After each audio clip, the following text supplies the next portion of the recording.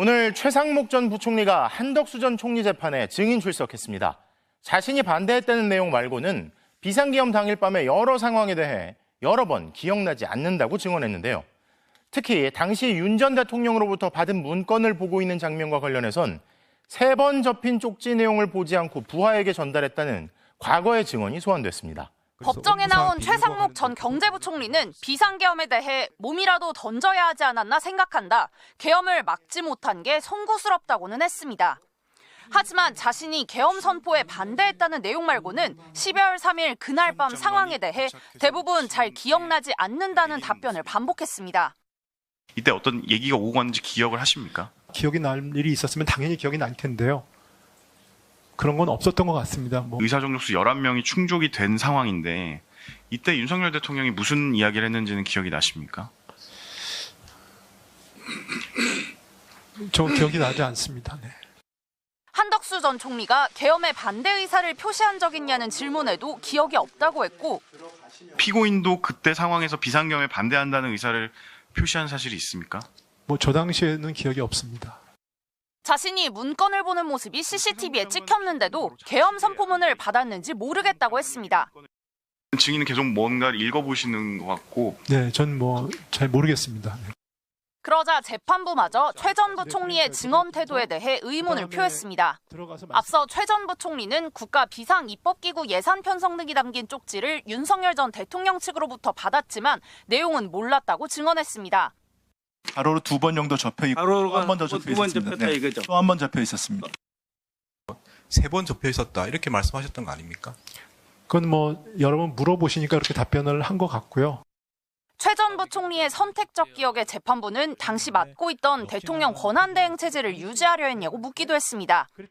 증인의 어떤 책임을 경감시키거나 아니면 그 당시의 정치 상황에 비추어서 예컨대 예를 들면은 대행 체제 유지하기 위한다든지 이런 다른 목적이 있어서. 오늘 재판엔 계엄 당시 한덕수 전 총리와 통화를 했던 추경호 전 국민의힘 원내대표도 증인으로 출석했지만 내란 사태와 관련해 자신에 대해서도 구속영장이 청구돼 있다며 증언을 일체 거부했습니다. 안녕하십니까? 정치공장입니다. 그동안 소신 있는 반대자 코스프레로 국민의 눈을 속여왔던 자, 가장 뻔뻔한 장면이 연출되었습니다. 바로 모질이 최상목 전 경제부총리입니다. 나는 계엄에 소신 있게 반대했다며 마치 영웅 행세를 하던 자가 법정에서 결정적인 증거가 나오자 갑자기 선택적 기억상실 환자 행세를 하며 모질이 연기를 하고 있습니다. 대체 왜 이렇게 갑자기 태도가 돌변했을까요? 바로 그의 새빨간 거짓말을 박살내는 스모킹건 대통령 집무실 CCTV 영상과 휴대폰 교체라는 명백한 증거 때문입니다. 오늘 정치공장은 최상목이 그토록 감추려 했던 내란 조력자의 추악한 민낯이 어떻게 객관적 물증 앞에 낱낱이 박살나고 있는지 그 진실의 전말을 들여다보겠습니다. 이자의 법정 증언, 이건 2개의 인격이 싸우는 것 같습니다. 윤석열에게 어떤 이유로도 계엄은 절대 안 된다는 대목에선 아주 또렷하고 구체적입니다. 대외 신용도 경제 붕괴 가능성 같은 전문 용어까지 써가며 자기가 얼마나 멋있게 반대했는지 아주 연기를 합니다. 그런데 말입니다. 내란의 핵심 증거인 계엄 문건 수령 및 확인 같은 결정적인 장면이 나오자마자 이자의 태도가 180도 돌변합니다. 기억이 없다. 기억나지 않는다. 기억이 혼재돼 있다. 자신에게 유리한 건 명배우처럼 떠들고 불리한 증거 앞에서는 기억상실증 환자 뒤에 숨겠다는 치밀하고 노골적인 전략입니다. 하지만 어쩌죠? 이 뻔뻔한 연극은 객관적 물증 한 방에 박살났습니다. 바로 대통령 집무실 CCTV 영상입니다. 최상목은 과거 국회에서 뭐라고 했습니까? 이름 모를 실무자가 준 가로로 3번 접힌 쪽지를 내용을 보지 않고 주머니에 넣었다고 했습니다. 아주 구체적으로 거짓말을 했죠. 그런데 CCTV 영상에 뭐가 나옵니까? 윤석열 대통령이 똑바로 펴진 A4 크기의 문건을 건네고 최상목이 이를 받아 눈으로 한참 읽는 장면이 명확히 담겨 있습니다. 쪽지가 아니라 A4 문건이었고 안 본 게 아니라 정독했습니다. 명백한 영상 증거가 그의 국회 증언이 완벽한 위증이었음을 입증한 겁니다. 이게 기억이 안 난다고요? 법정에서 이 영상이 재생되는데도 저는 잘 모르겠다고 하며 객관적 사실 자체를 부정했습니다. 여기에 기름을 붓는 게 또 있죠. 바로 휴대폰 교체입니다. 왜 하필 가장 민감한 계엄 사태 직후에 사용하던 휴대폰을 교체했습니까? 내란 범죄 연리가들이 공통적으로 보이는 증거 인멸 시도 아닙니까? 기억 상실에 증거 인멸까지 그가 주장하는 결백은 완벽한 거짓말입니다. 내란 같은 중대 범죄 연루자들이 위기 상황에서 휴대폰을 바꾸는 것, 이건 증거 인멸 시도 외에는 그 무엇으로도 설명이 안 됩니다. 최상목의 이런 유치한 기억 상실 연극 사법부에도 안 통합니다. 재판장이 뭐라고 했습니까? 객관적인 상황과 다르게 적극적으로 말하는 건 의심할 수밖에 없다. 심지어 이렇게 물었습니다. 과거 국회 증언이 증인의 책임을 줄이거나 그 당시 대행체제를 유지하기 위한 다른 목적이 아니었냐고요. 돌려서 말했지만 권력이 그렇게 좋았느냐는 도덕적 질책입니다. 내란 진실을 은폐하고 부당하게 획득한 그 대통령 권한대행 자리를 유지하고 싶었냐고 전곡을 찌른 겁니다. 법학 전공자라는 자가 국회 관련 자금 차단, 비상 입법기구 설치 같은 충격적인 헌정 유리 내용을 보고도 기억을 못한다? 재판부가 이따위 변명을 믿어주겠습니까? 이제 최상목은 단순 증인이 아닙니다. 한덕수 전 총리처럼 내란 중요 임무종사 혐의, 즉 내란 공모자로 직행할 일만 남았습니다. 계엄에 반대했다는 그의 선택적 기억은 진실을 감추려는 필사적인 발악일 뿐입니다. 이자가 공판 말미에 몸이라도 던졌어야 했지 않나 심각한다. 막지 못해 송구하다고 했습니다. 이게 진심이겠습니까? 내란을 실행하는 순간과 그 내란을 수습한다는 명분으로 권한대행 자리까지 차지했던 자가 이제 와서 진실을 은폐하고 있습니다. 이건 국민에 대한 심각한 정치적 배신행입니다. 모지리 형님, 그 권력이 그렇게 좋았습니까?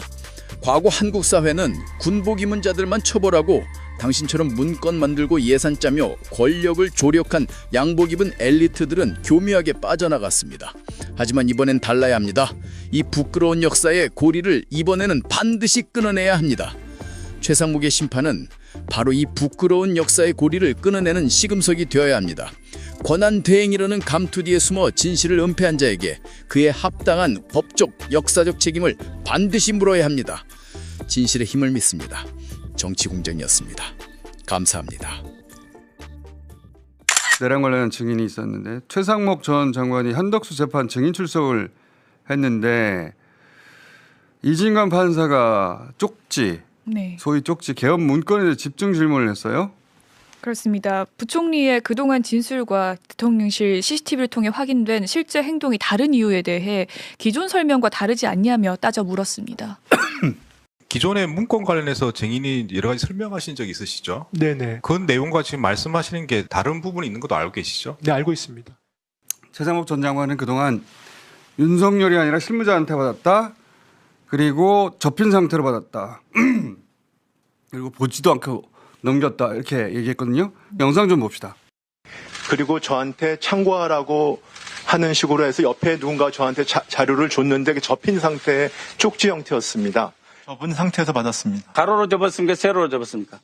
접혀 있는 상태가 세로입니까? 가로입니까? 가로입니다. 가로. 가로로 2번 정도 접혀 있고 가로가 한 번 더 접혀 두 번 있었습니다. 접혔다 이거죠? 또 한 번 접혀 있었습니다. 한 번 더 접혔어요? 네, 그렇습니다. 그 당시에는 쪽지로 인식을 했습니다. 말씀드린 거죠. 부총리, 이렇게 접어서 밑에 분한테 주시고 그다음에 이런 상태의 문건을 펴가지고 검찰에 제출하신 겁니까? 제출한 상태에서 이렇게 접혀진 흔적이 없어요. 밑에 분이 이거를 다리미질 해가지고 펴가지고 다시 작성해 제출한 그거는 거는 뭐 차관한테 물어보시면 될 텐데요. 쪽지가 저한테 있었던 걸 제가 인지를 못하고 주머니에 뒤져보니까 주머니에 들어있어서 제가 그걸 갖다 차관 보고 가지고 있으라고 했고요. 계엄을 전제로 한 조치사항 같은 걸로 느낌을 받았습니다. 옆에서 누가 줬다. 어떻게 줬다? 3번 접었었다. 그리고 읽어보지도 않고 기재부 차관보한테 넘겨줬다. 이렇게 진술해 왔어요. 그런데 없는 줄 알았던 대통령 CCTV가 있었네? 그 영상 좀 봅시다. 윤석열이 주잖아. 펼쳐져서. 뭘 접었어? 그리고 뭘 안 읽어봐. 열심히 읽고 있어요. 계속 읽어요. 10초, 20초 계속 읽습니다. 자, 진짜. 자, 그래서 뭐라고 답을 했어요? 최상목 전 장관이. 자신의 기억과 CCTV가 달라서 자신도 상당히 당황하고 있다고 답을 했습니다. 근데 CCTV가 달라가지고요. 저도 상당히 좀 당황했습니다. 네. 게다가 저 문건에 형광펜으로 밑줄이 그어져 있다는 거예요. 그래서 특검이 형광펜 뭐냐 물으니까 뭐라고 답을 합니까? 제가 받을 때부터 칠해져 있지 않았을까 저는 그렇게 추정을 합니다. 받을 때부터 칠해져. 아니 누가 지시사항 출력해서 밑줄을 그어서 줘. 몇 줄 되지도 않는데. 형광펜으로 네. 밑줄이 그어져 있어요. 읽으면서 그은 것처럼. 지금 화면에 잘 보이는지 모르겠는데 흑백이어가지고 저기 형광펜으로 밑줄이 그어져 있다고요. 자, 읽으면서 그었겠지. 가져가가지고. 게다가 자신은 안경을 써가지고 안 써가지고 글씨가 안 보였다고 답을 해요. 들어봅시다. 절대 안경을 안 쓰고 있습니다. 전 안경을 안 쓰면 뭐 보이긴 보입니다만은 글씨 같은 거를 굉장히 애써서 봐야 보이는 상황입니다. 그래서 못 읽었다는 거야? 세상에 자기만 안경 쓰나? 평상시 안경 쓰잖아요? 그러니까 근시나 난시라는 겁니다. 설사 그날 안 썼다고 해도 근시나 난시 가까운 거 잘 보여요. 아까 CCTV도 보이잖아요. 네. 노안이어도 가까이서 보면 됩니다. 무슨 맹인이야? 기억이 안 난다고 하니까 이진관 판사가 뭐라고 그래요? 기억이 안 날 수는 있지만 적극적으로 다르게 말하면 의심할 수밖에 없다고 했습니다. 영상 봅시다. 기억이 안 날 수는 있습니다. 안 날 수 있는데 객관적인 상황하고 명확하게 다르게 적극적으로 진술하시는 거는 저희가 의심해 볼 수밖에 없습니다. 기존에 말씀하신 것 중에 실무자가 건네줬고 3번 접혀 있었다 이렇게 말씀하셨던 거 아닙니까? 이진관 판사 재판 진행을 볼 때마다 지기현 판사를 떠올릴 수밖에 없습니다. 내란숙의 재판을 저렇게 해야 되는 건데 이진관 판사가 재차 물어요. 당신 이런 이유로 거짓말한 거 아니냐. 객관적인 상황하고 명확하게 다르게 적극적으로 진술하시는 거는 저희가 의심해 볼 수밖에 없습니다. 그렇게 답변하셨던 이유가 정인의 어떤 책임을 경감시키거나 아니면 대행 체제 유지하기 위한다든지 이런 다른 목적이 있어서 그렇게 대답하신 거 아닙니까? 저렇게 물어야죠 판사가 당연히. 그러면서 덧붙여요. 당신 법을 전공했는데 법을 아는 사람이라면 그 내용이 꽤 충격적일 텐데 어떻게 다 잊어버렸냐? 네. 그렇게 묻는단 말이죠.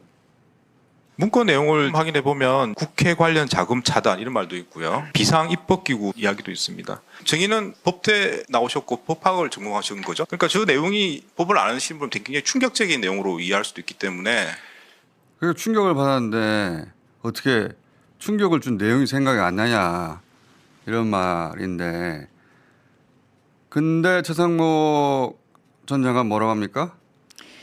이 당시에는 한국의 신인도를 더 걱정했다는 취지로 답을 했다고 합니다. 당시는 한국에서 계엄이 있었다는 상황을 하면 한국의 금융시장이나 한국의 신인도나 이런 부분에 어떤 영향을 지금 주고 있을까? 저는 그 부분이 당시에는 엄청난 충격으로 다가왔다는 말씀을 드리는 겁니다. 네. 그러니까 그런 충격을 받았는데 그 충격을 준 내용이 기억이 안 난다는 거 아니야?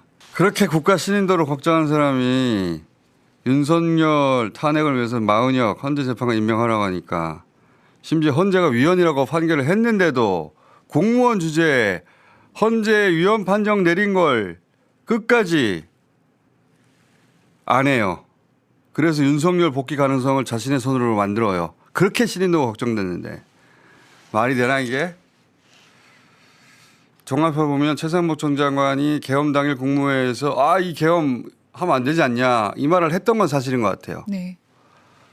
그 말을 하러 지금 나온 건데 그리고 그때 그럼 한덕수는 뭐라고 했냐 그 증인으로 나온 거거든요. 근데 증인으로 나온 자리에서 이진관 판사가 저런 내용들을 물었던 거예요. 근데 그 자리에서 윤석열이 돌이킬 수 없다고 했다고 하거든요. 돌이킬 수 없다. 최상목 자신은 이거 개헌하시면 안 된다. 국가 신인도 뭐 이런 얘기 했을 수는 있어요. 그런데 윤석열이 돌이킬 수 없다. 라는 얘기를 듣고 나서 그 이후로도 계엄 관련 임무를 아무것도 안 했다? 저는 그거는 매우 믿기 어렵다. 왜냐하면 이미 계엄은 선포됐어요. 계엄군이 곧 모든 관공서, 방송국을 언론사를 장악한다는 의미입니다. 그런데 계엄령 대통령의 지시를 거부한다? 그럼 그 다음 어떡하려고? 붙잡혀 가려고? 그럴 정도의 신념 강단 줏대가 있었으면 헌재 재판관 임명했겠죠. 그러니까 제가 보기에 실제 벌어진 일은 국무회의에서 계엄령 하면 국가 신인도 문제 생긴다 하고 반대 의견을 말했을 수는 있는데 돌이킬 수 없다 하고 계엄령 선포한 이후부터는 그 쪽지 소위 문건의 내용을 읽어보고 네. 이미 CCTV에서 읽고 있죠. 읽어보고 거기 보면 예비비 마련해라. 그다음 국회 자금 차단해라. 비상입법기구 특히 국회 자금을 차단하고 대신 비상입법기구를 세워라. 이거는 국회 정치활동을 금지하는 포고령 1호의 후속 조치예요. 이거 관련 회의를 하고 뭔가 실행에 옮기려고 했으면 명백한 내란 주요 임무 종사거든요. 최상목 대행이 경제부총리인데 전공을 법학을 했어요. 그래서 그렇게 물어봅니다. 판사가. 당신 법학을 했으니까 이게 내란 주요 임무 종사라는 거 알지 않냐. 근데 이 충격적인 내용을 어떻게 잊어버렸어? 라고 물어보는 건데 내란 주요 임무 종사라는 걸 알았기 때문에 본인은 계엄령 선포되고 나서 그 관련 회의를 했을 거라고 봐요. 근데 중간에 해제가 돼버렸잖아. 해제가 된 순간부터 이거 내란 주요 임무 종사자가 되는 건데 자기가 라고 했을 것 같고 근데 마침 국무회의에서 반대는 해놨으니까 반대했다는 말을 한 걸 다른 사람이 들었으니까 그 이후로 쪽지조차 못 본 걸로 하자. 쪽지 3번 접힌 걸로 하자. 그 이후 아무것도 안 한 걸로 하자. 하고 나서 그렇게 계속 주장이 왔는데 불사 CCTV가 있었네. CCTV가. 그래서 거짓말이 탄로난 것이다.